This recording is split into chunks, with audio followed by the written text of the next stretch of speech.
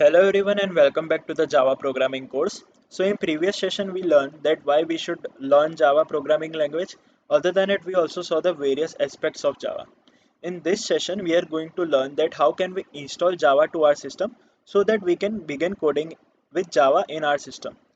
Now so as to code in Java in our system, you first of all need to set up Java in our system, and for that you need to download JDK, that is Java Development Kit in our system.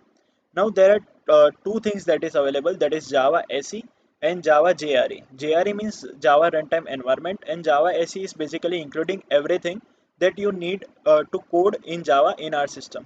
So this is the link to that particular page from where you need to download the JDK, that is known as Java Development Kit. I will be providing the link in the description or resource section.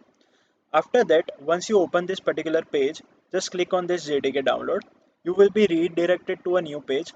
In that page, you just need to go down and check that different systems are available for which JDK is available.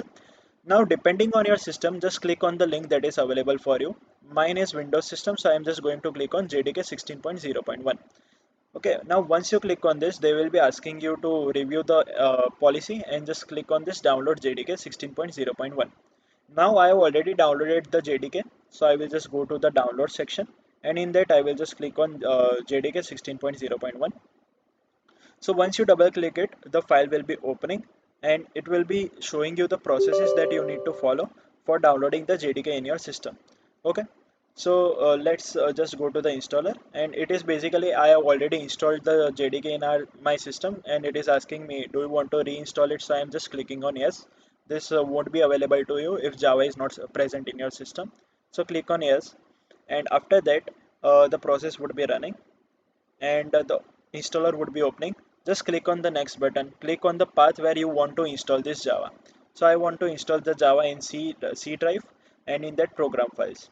After the installation is finished, you just need to go you just need to go to the folder where you have installed Java. So I have installed Java in program files in Java section, and in that JDK 16.0.1 is available. It is basically the recent JDK. I have two JDKs available for before I have downloaded JDK 14, but so as to explain you, I am downloading the new one, that is JDK 16.0.1. After that you just need to go to bin. Once you have moved to bin, you just need to click on this particular thing and copy the whole path. Now write system variable. Okay, once you write system information, okay, it's there is no problem in it. Just close this. Okay, just write system variable here. Once you write system variable, okay, it is going to show you this dialog box. Okay, so it is asking edit the system environment variables. Just click on this option and go to the environmental variables option. In that, go to the path option. Okay, in the system variable category, go to the path option, click on edit and create a new path, and just paste the whole path that is related to the JDK 16 and click on OK. After that, click on OK on both the consoles and go to the command prompt and write JAVA. And so if something like this is happening, then JAVA is successfully installed. And after that, just write JAVAC. And if something like this is occurring, then JAVAC command is also working well.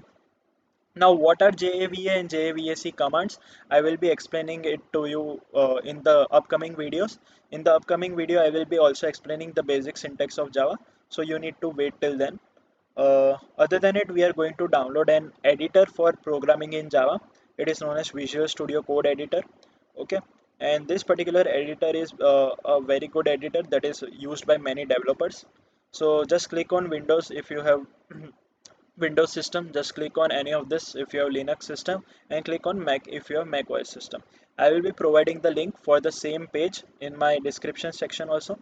After that, just run the editor and it will be asking you a permission once again that you want to make the changes or not. And after that, just click on this I accept the agreement, click on next, and click on this create desktop icon. You need to check all these boxes and click on next. After that, if you click install, then this particular Visual Studio Code is going to be installed. Once you install this particular Visual Studio Code, you just need to run it.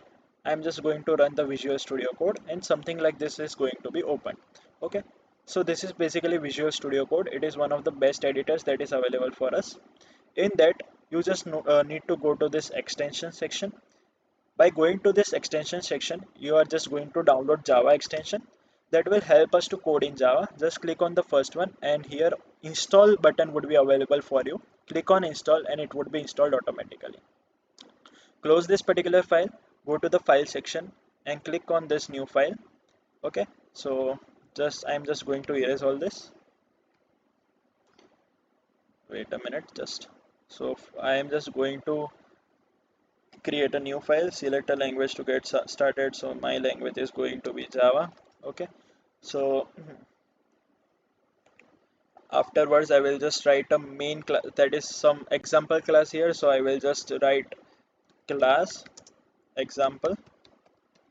Okay, and I will open two curly braces. In that I will write public static. Okay, public static void main method is going to be present here. I will just remove this public once again, and this is particularly going to be the main method. Okay, main method in Java is something that from where the program execution begins. We will understand the whole class concept in the next video. This is just for us to test that if Java is working properly or not in our system. Okay, so I will just write the further commands, that is string args.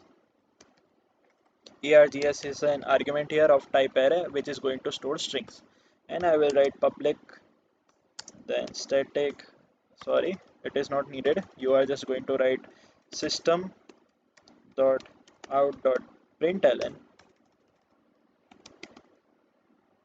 and I am just going to write hello. Okay, so this is the basic class, example class, that is present in Java. We are just writing it so that we can understand that if Java is working properly or not. So I am just going to save the file, and this file is going to be saved by me here. So I am just going to name this file as example. Okay, and I will just save it. So once this file is saved, you can just go to this particular run and debug method here.